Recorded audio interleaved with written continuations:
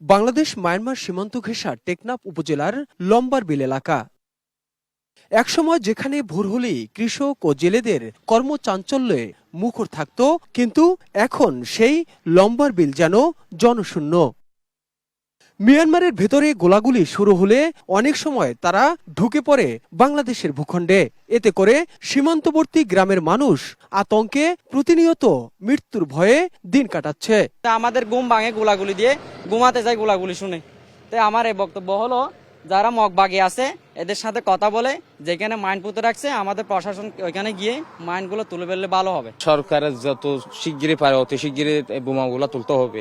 আজকে আমার ভাই পড়ছে, আর দিনে আরেকটা ভাই পড়তে পারে। আমরা চাই মাইনগুলো সরকারের মাধ্যমে যাইয়া বাস্ট করে দুক, আমরা আগের মতো চলাফেরা করতে পারি। সম্প্রতি সীমান্ত আইন ও মানবাধিকারের তোয়াক্কা না করে আরাকান আর্মি বাংলাদেশের ভূখণ্ডে স্থাপন করে বিপজ্জনক স্থল মাইন।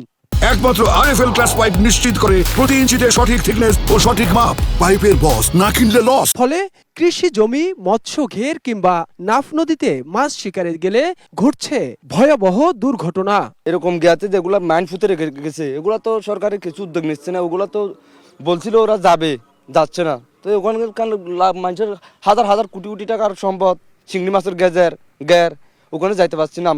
আমরা কোনো লোক এখানে যেতেই পারতেছি না। এখানে মাইন আছে কি আর আর্মি কি গুলি করবে, এখানে গেলে কি হবে, এই জন্য আমরা কোনো একটা এখানে আশঙ্কা আছি।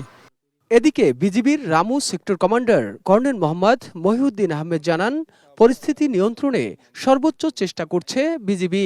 বাস্তবতা সেখানে কিছু রোহিঙ্গা ছিল, তাদেরকে আমরা সেখান থেকে হটিয়ে দিয়েছি এবং রোহিঙ্গারা যদি ওইখানে না যায়, আমরা মনে করি যে আর এরকম কোনো সমস্যা হবে না। আমরা সেই চেষ্টাই করছি যেন কোনো রোহিঙ্গা ওখানে আর বসবাস না করতে পারে। এমন পরিস্থিতিতে প্রতিনিয়ত অজানা আতঙ্কে দিন কাটাচ্ছে সীমান্তের মানুষরা। বাংলাদেশ মিয়ানমার সীমান্তে নতুন করে যে উত্তপ্ত পরিস্থিতি তৈরি হয়েছে তা প্রতিনিয়তই সীমান্ত আইন কিংবা মানবাধিকার লঙ্ঘন হচ্ছে। এমন পরিস্থিতিতে দুদেশের কূটনৈতিক সম্পর্ক আরও জোরদারের মাধ্যমে এর সমাধান এখন সময়ের দাবি।